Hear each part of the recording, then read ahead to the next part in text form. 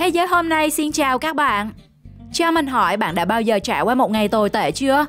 Bạn làm gì cũng lỗi, làm gì cũng sai.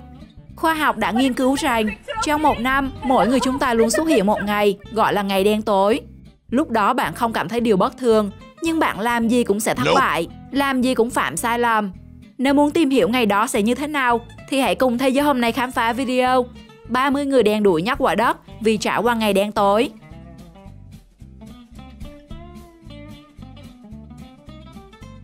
Làm hỏng quả bí ngô cho ngày Halloween, cậu nhóc này đã thẳng tay ném nó ra cửa phi tang. Nhưng không ngờ cánh cửa bỗng nhiên sập xuống và ngay lập tức tấm kính vỡ toang. Để chống chế, cậu nhóc đã dùng tấm ni lông đen vá lại. Hy vọng mẹ cậu bé sẽ không nhìn thấy.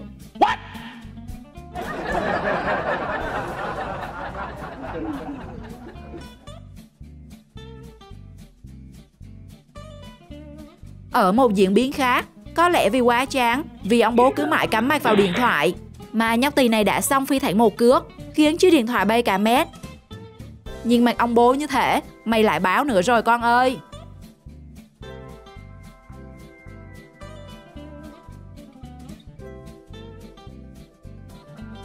Trong cùng một khung hình, camera đã ghi lại được hai con người may mắn và đen đuổi nhắc hôm nay. Chỉ một phút hớ hênh, người đàn ông đã đánh rơi chiếc headphone của mình trên băng chuyền hành lý, còn người phụ nữ lại vui vẻ rời đi với món đồ nhặt được.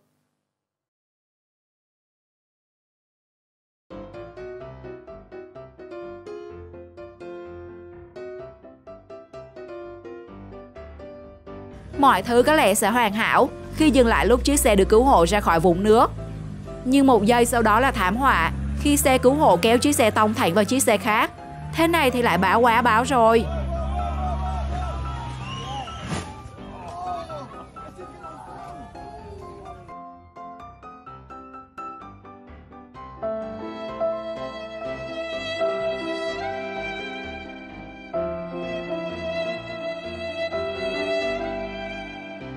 Không cần người khác báo, anh chàng này cũng đã xui xẻo cho một ngày. Khi cánh cửa tàu điện đóng lại ngay lúc anh ta vừa lên và khiến phần gà rán anh ta vừa mua kẹt ở bên ngoài. Cũng may anh ta vẫn còn một chút may mắn sót lại. Khi đến nơi, phần gà bên ngoài vẫn còn nguyên vẹn.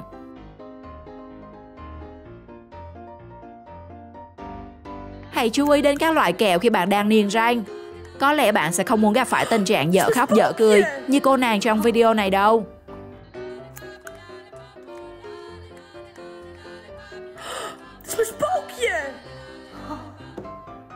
Không chỉ ăn kẹo, đôi khi mở một bịch snack, bạn cũng cần xem xét bên trong xem có vật thể lạ nào không nhé. Nếu không muốn cảm giác rợn người khi cắn phải những thứ như thế này.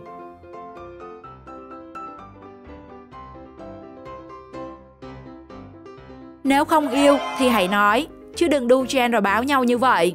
Nhìn mặt chàng trai thì có lẽ đôi chân kia không được mềm mại và thơm tho cho lắm. Niệm luôn rồi.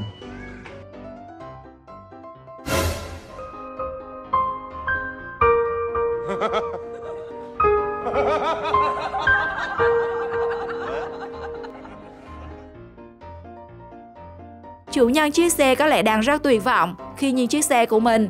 Dù mọi nỗ lực được đưa ra, nhưng nó vẫn ngày càng bị nhấn chìm dưới lớp băng tuyết.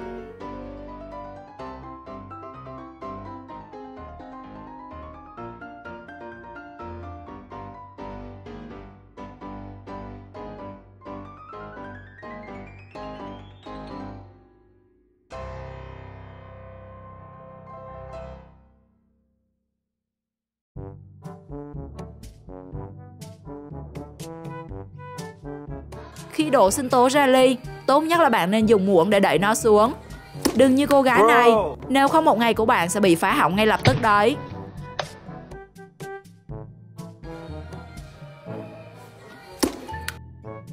Thông minh. Thật là thông minh. Cô nàng cũng đã phá hỏng một ngày của mình khi thể hiện như một tay lái cano chuyên nghiệp. Nhưng chưa kịp thể hiện, công lực của chiếc cano đã giật bánh cô nàng ngã nhào về phía sau. Và sau đó, cô nàng đã không đăng video mới trong thời gian dài. Rất nhiều người rất thích thử thách bản thân mình. Anh chàng này cũng vậy. Để thử sức nặng của chiếc tranh, anh ta đã quăng nó ập vào người. Do lực quá nặng mà anh ta mất kiểm soát ngã về sau. nhưng còn nhỏ hơn khi bố anh ta đi lên và vô tình mở cửa, khiến anh ta ngã nhào xuống cầu thang.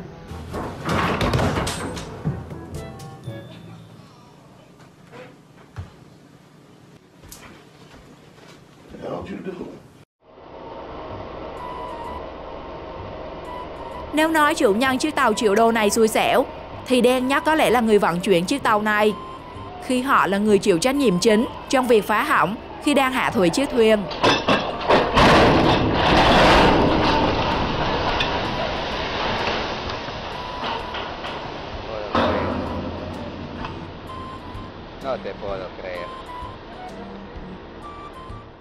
Rõ là dịch vụ dọn nhà, nhưng nay lại bo nó thêm dịch vụ báo.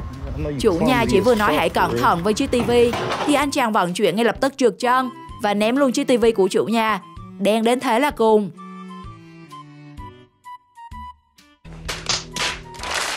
Anh chàng này đúng là đen hết phần thiên hạ. Đang đi trên đường mà cũng lọt cống kẹt hẳn chân vào trong. Và phải đợi các anh lính cứu hộ đến, anh chàng mới thoát khỏi cảnh éo le này.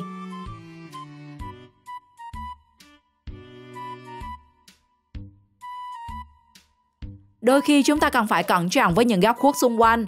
Đang chuẩn bị vào trận game, chủ nhân của chiếc kính đã cảm thấy có gì đó chuyển động. Sau khi kiểm tra, anh ta đã phát hiện một con bọ cạp lớn đang cư ngụ bên trong chiếc kính của mình.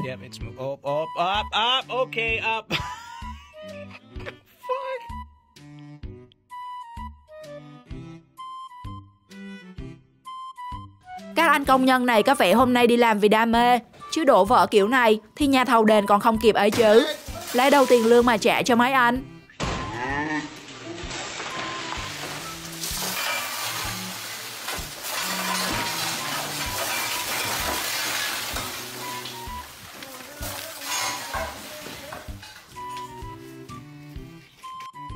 Một buổi chiều ngao du trên sa mạc và ngắm lạc đà thật lãng mạn của anh chàng đã bị phá hỏng.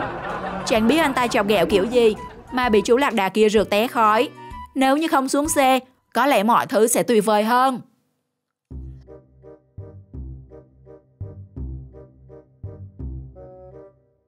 Ở một phương trời khác, cũng là lái xe đi ngắm cảnh, nhưng thay vì đậu xe ở cách xa bờ biển, cô gái lại đậu nó ở dưới. Kết quả khi thủy triều dâng nhanh, chiếc xe nhanh chóng bị chìm trong nước và không lên bờ được. Thế là vừa mất thời gian đưa xe lên, lại mất thêm khối tiền để đưa nó vào gara bảo dưỡng. Bạn có nghĩ bạn còn đen hơn cô nàng này không? Chia sẻ cho mọi người biết nhé.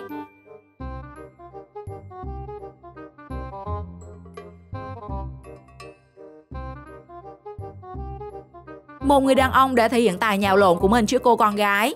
Nhưng bức tường cũ kỹ đã khiến mọi thứ bị phá hỏng khi làm hẳn một lỗ rõ to lúc người đàn ông vừa lộn nhau.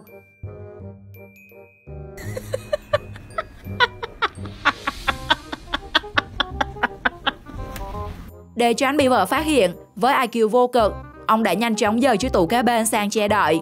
Vậy là như không có chuyện gì xảy ra.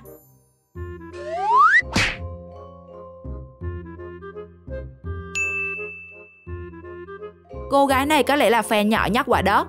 Khi được tận mắt nhìn thấy idol, thậm chí là còn được chung khung hình để selfie. Nhưng kết quả tấm hình cô nàng chụp thì chỉ có chính mình, còn hình người khác chụp cũng có cô nhưng lại xấu đau xấu đớn.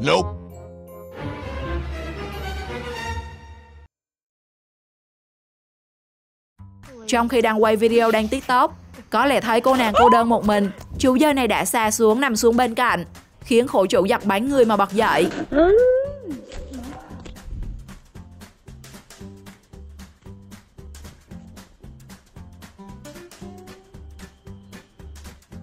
Những người nhặt rác này đã vô cùng hoảng loạn khi một chú chuột đang ẩn mình đã bất ngờ nhảy ra khỏi thùng rác khi họ vừa định nhặt mấy cái chai trong đó.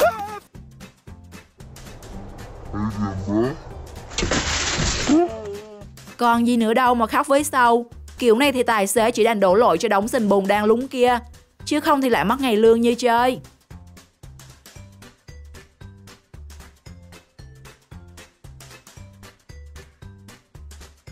Vừa được má cấp phép cho mua dàn máy xịn, theo quái nào đang bóc siêu thì tấm kính ốp cũng bay theo luôn. Báo kiểu này mẹ biết mẹ buồn đấy.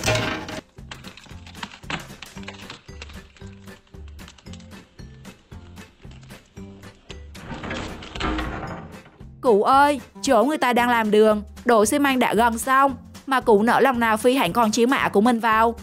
Kiểu này thì mấy anh thi công lại phải tốn thêm ngày công để sửa chữa. Khá đen cho mấy anh.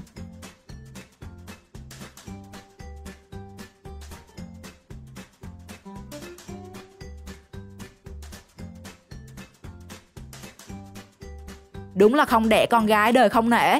Tích góp bao lâu nay mới được một ít mà lại đem trưng cầu hết cho mẹ thế này là toan bố rồi. Tối nay xác định là yên giấc ngoài sofa anh nhé.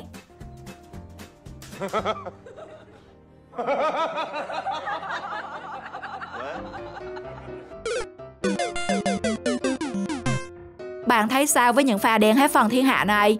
Chia sẻ cho mọi người biết nhé. Theo dõi kênh để cập nhật thêm nhiều video thú vị khác. Chào tạm biệt và hẹn gặp lại các bạn.